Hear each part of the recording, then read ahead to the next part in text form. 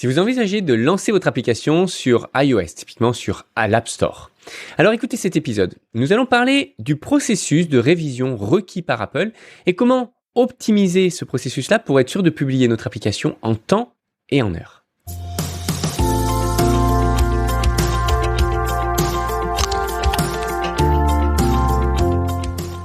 Bienvenue, vous êtes fondateur, vous n'avez pas de compétences techniques, pas de panique. Avec le Startup Snack, on vous donne toutes les clés pour piloter votre startup sereinement. Et c'est disponible sur YouTube et sur podcast. Je m'appelle Amaury, je suis le fondateur de MyCTOFriend et depuis 2013, j'ai accompagné des centaines de startups en tant que CTO.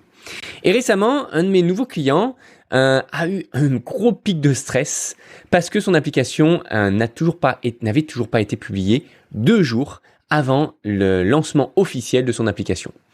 En réalité, il faut savoir qu'Apple est donc une marque avec un standard relativement élevé et donc il vérifie chaque petit détail de toutes les applications qui passent et qui sont publiées sur leur store.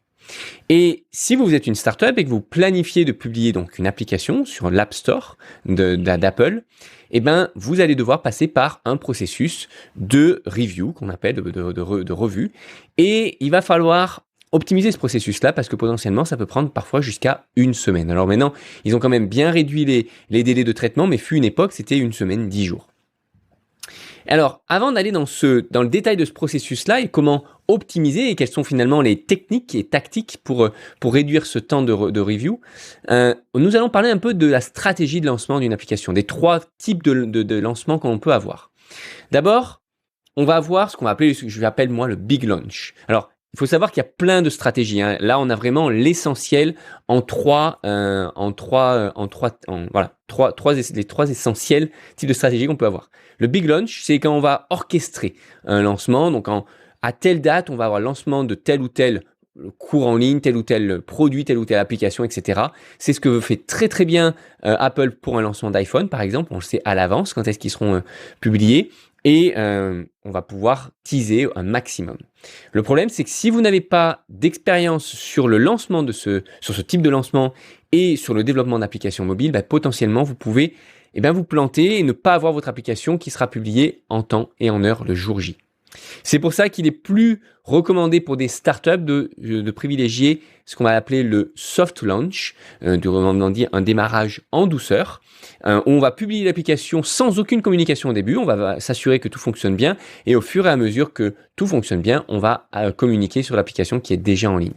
Ou alors on peut avoir aussi ce qu'on va appeler la bêta privée, le private launch, un lancement en mode privé, où là on va teaser pour notre app. Là, peut-être déjà sur les stores, mais accessible uniquement aux personnes qui ont un code d'invitation. C'est comme un peu dans les clubs privés, etc. Ce code-là peut être unique pour tout le monde et typiquement, vous le partagez aux personnes que vous voulez inviter, puis après, ils peuvent le partager à leurs amis. Ou alors, il peut être individuel, et là, c'est un peu la stratégie qu'a pris Clubhouse il y a déjà quelques temps, où il fallait avoir une invitation de la part de quelqu'un qui était déjà membre du club. Alors, à moins que vous ayez déjà levé beaucoup de fonds, moi je vous recommande pas du tout le big launch et je vous recommande plutôt un lancement en douceur ou plutôt le mode lancement privé, le private launch. Dans les 2 cas, il faut dans tous les cas anticiper le processus de review d'Apple parce que potentiellement, Apple peut nous renvoyer notre application si jamais elle ne correspond pas au standard attendu. Le gros avantage typiquement que l'on a quand on fait un lancement privé ou un lancement en douceur, le soft launch, c'est qu'on va pouvoir, c'est qu'on n'annonce pas en fait forcément en avance quelle est la date de sortie de notre application. Donc on ne peut pas se mettre dedans, si je peux me permettre, si jamais on n'a pas donné de date à l'avance. On sait quel jour. On va savoir par exemple, tel jour l'application a été publiée, donc à partir de maintenant, on va pouvoir commencer à communiquer, on va pouvoir commencer à partager un code d'activation ou d'invitation pour un lancement privé. Et ça nous donne, c'est moins stressant pour le lancement d'une application. Malheureusement, si jamais on est dans un mode big launch, on peut complètement ne pas avoir cet avantage-là et on peut complètement se planter. Alors, pour optimiser le processus quand même de lancement, parce que souvent on va vouloir quand même communiquer à un instant T, Eh bien, on va avoir quelques petites techniques et quelques petites astuces. Il faut savoir que Apple peut nous refuser pour des problématiques de vie privée si on n'a pas respecté leurs règles de privacy, leurs règles de gestion de vie privée. Des problématiques d'authentification, typiquement si on active une authentification Facebook mais qu'on n'active pas l'authentification Apple, etc., ils peuvent nous refuser l'application. Et il y a plein d'autres règles à suivre, mais c'est pas vraiment le sujet de la vidéo aujourd'hui. L'idée, c'est plutôt de vous montrer comment optimiser et réduire ce temps-là. Alors, il faut savoir qu'Apple fonctionne suivant 3 types de reviews. D'abord, on va avoir ce qu'on va appeler la review initiale. Autrement dit, dès qu'on va chercher à publier pour la première fois une application, là, Apple va regarder en détail notre application. Et c'est là où on a le risque le plus élevé d'être refusé si jamais on n'a pas respecté à la lettre toutes les recommandations d'Apple. Ensuite, on va voir la version qui est une nouvelle version qui va être revue, une review. Dans ce cas-là, c'est un délai qui sera plus court. Là, dans le premier cas, c'était un délai d'environ une semaine. Le délai d'une application qui est revue, il va aller jusqu'à 3-4 jours. Maintenant, ils arrivent à optimiser assez bien ce temps-là, mais il va souvent être au-dessus de 24 heures, la plupart du temps aux alentours des 48 heures. Et si jamais on a vraiment une urgence, typiquement vous avez eu un gros bug juste avant la veille du lancement, etc., eh bien on va pouvoir demander ce qu'on appelle une expected review. C'est la revue rapide de notre application. Alors pour avoir l'avantage d'utiliser cette revue-là, évidemment il faut avoir un bon prétexte, que ce soit un lancement, il faut avoir une communication, etc. Et il faut déjà avoir un peu notre application déjà publiée. Je pense qu'ils peuvent le faire sur une nouvelle application, mais ça va être beaucoup plus compliqué. Et encore une fois, vous allez avoir un risque d'être refusé qui sera trop important. Donc, la stratégie, c'est bien de publier une première version d'application, pas forcément complète d'ailleurs. Là, votre application, elle est en cours de développement et je comprends très bien que vous ne pouvez pas la publier un mois avant. Mais publier peut-être juste un squelette d'application, typiquement l'authentification et une seule fonctionnalité assez basique, juste pour montrer à Apple que vous êtes là, vous avez respecté les règles et qu'ils peuvent commencer à analyser votre application. On n'envoie pas d'application buggée, on est bien d'accord. On envoie une application qui est fonctionnelle, juste avec une fonctionnalité basique. Et après, vous allez pouvoir ajouter de nouvelles fonctionnalités et améliorer l'expérience, etc., etc. C'est juste pour permettre à Apple de revoir votre première version. Vous ne communiquez pas au début sur cette version-là. Vous allez avoir éventuellement un code d'invitation pour bloquer l'accès, ce qui fait que seuls vous, développeurs et Apple, à qui vous aurez partagé le code d'accès, vont pouvoir analyser votre application de l'intérieur. Une fois que vous êtes prêt, que vous avez poussé de nouvelles versions et que vous avez du coup de nouvelles fonctionnalités qui sont prêtes, à ce moment-là, vous pouvez lancer votre bêta privée avec le code.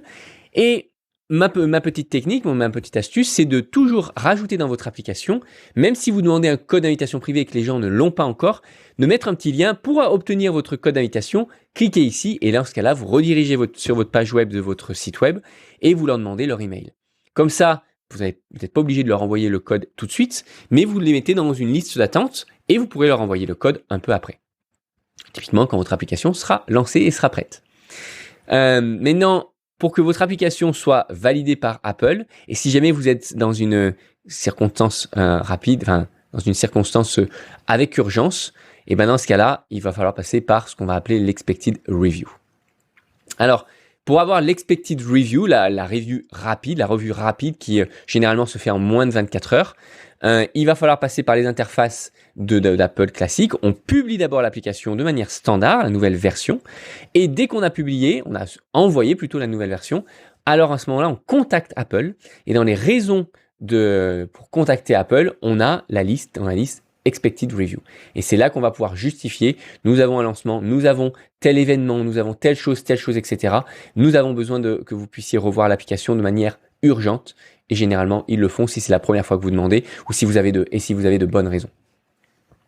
Évidemment, ne le demandez pas trop souvent. Il faut vraiment le demander qu'en cas d'urgence et si vous avez réellement une contrainte de temps et d'événement par rapport à ce cas-là. Ils sont évidemment libres de refuser votre demande d'expected review. Donc en conclusion, si vous allez publier une application sur Apple, ce processus-là peut devenir un vrai cauchemar si jamais vous n'anticipez pas en amont. Typiquement, si votre première application est refusée, elle peut l'être, potentiellement ça peut engendrer de gros changements sur votre application et donc de redemander à votre développeur de travailler parfois même plusieurs jours sur une version. Et ça peut complètement planter un calendrier de lancement. Donc, envoyez bien une toute première version, même si elle est incomplète, sur l'application, qui soit fonctionnelle, sans bug, et qui soit éventuellement verrouillée avec un code d'invitation. Maintenant, si vous avez une contrainte de temps, dans ce cas-là, demandez l'expected review, contactez Apple après avoir envoyé votre dernière version et généralement, ils vont pouvoir revoir votre application en quelques heures, maximum en 24 heures. Si vous avez aimé cette vidéo, likez et abonnez-vous pour recevoir chaque semaine de nouveaux astuces sur comment monter et scaler sa startup. Et si vous avez des questions ou vous avez un sujet à suggérer, faites-le en commentaire ci-dessous. Et si vous voulez en savoir plus sur notre programme dédié aux startups sans CTO, rendez-vous sur myctofriend.co. À très bientôt.